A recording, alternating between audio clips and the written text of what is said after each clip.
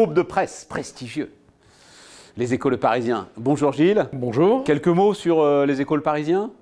C'est un groupe qui a de multiples activités. Quand on parle du quotidien, Les Échos, tout le monde connaît, Le Parisien aussi. Mais le groupe Les Échos Le Parisien, c'est un énorme groupe qui fait aussi de la télévision, de la radio, qui fait des études, qui fait de l'accompagnement, de la formation, de multiples activités, donc de multiples besoins. Et dans l'orbite LVMH, aujourd'hui, Les Échos Le Parisien. Quelle solution est-ce que tu utilises? Alors aujourd'hui, j'utilise plusieurs solutions de ces mais on est là pour parler de Easy et l'interpréteur comptable qu'on utilise régulièrement pour générer nos écritures comptables des différents systèmes amont qui nous arrivent des différentes activités justement. Quels éléments différenciants est-ce que tu trouves dans cette solution par rapport à ce que pourrait apporter la concurrence? La solution Easy nous apporte principalement pour nous un gain dans le fait de rassembler tous nos événements, toutes nos règles, de pouvoir générer nos écritures comptables de manière uniforme et conforme dans nos systèmes comptables, alors qu'on a énormément de produits qui nous amènent des événements qui permettent de générer des écritures comptables. Il y a des défis aujourd'hui, nouveaux pour les directions financières, la RSE, l'intelligence artificielle, la facturation électronique. Il y a un de ces défis qui te préoccupe, t'intéresse particulièrement? Oui, bien évidemment. La facturation actuellement est notre cheval de bataille, on est dessus complètement.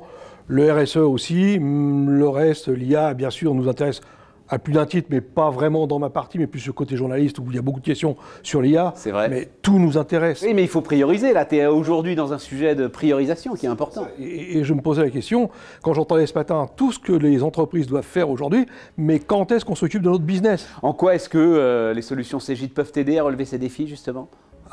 Moi, je suis venu ici ce matin pour essayer d'entendre justement toutes ces nouvelles solutions. J'ai vu qu'il y avait quand même pas mal de réponses qui étaient apportées, que je ne me doutais même pas. Par exemple, quand j'ai entendu l'Opéra de Paris qui gère, je dirais, son RSE avec les données via son outil ERP de chez Cegid, c'est assez impressionnant, quoi. Voilà. Donc ça, c'est quelque chose qui m'a interpellé. Voilà.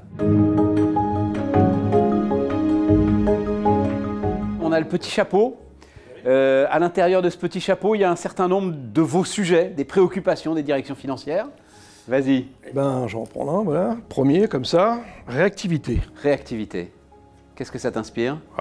Qu'est-ce que ça m'inspire? La réactivité, c'est de pouvoir suivre, je dirais, comme je le disais à l'instant, de suivre toute la réglementation qui nous est imposée, qui s'accélère, qui est de plus en plus fournie.